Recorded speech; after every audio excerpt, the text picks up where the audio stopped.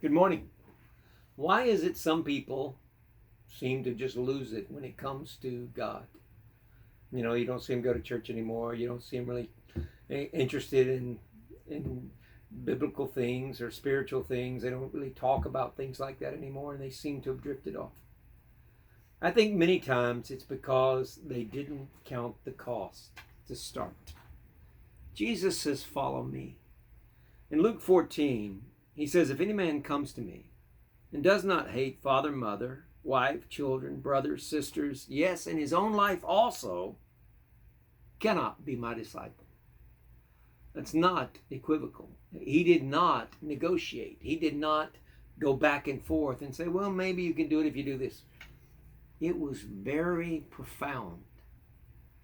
God expects from us such allegiance and such commitment that it might appear that we even sometimes would hate those closest to us because we follow God with such commitment.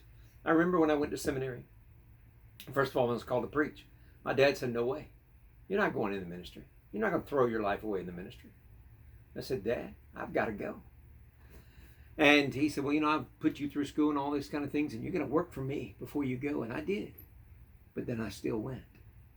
And he supported me in that after it was all over because he saw the commitment factor.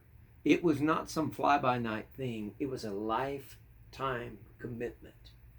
Now, I've made a lot of mistakes. I'm not patting myself on the back. But I'm saying sometimes we don't realize, he says here, count the cost. I don't want you to start it and not finish it. He didn't say it'd be easy. God never told us it was going to be easy.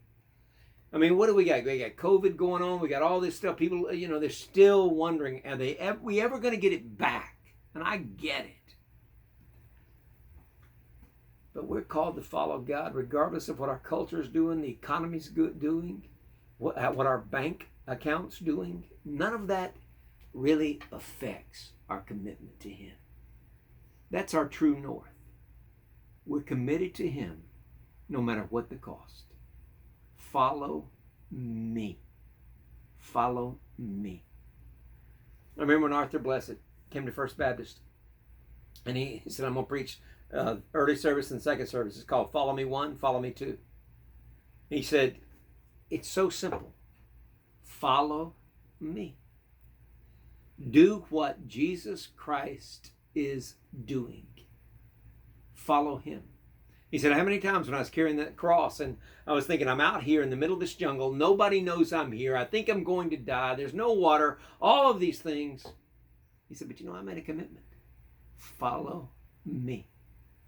God said, go through here and come out here. And that's what I'm going to do. And that's what He did. And that's why we're talking about Him today. I think about all the famous missionaries who sacrificed so much. I remember this one missionary story. He was in a third world country.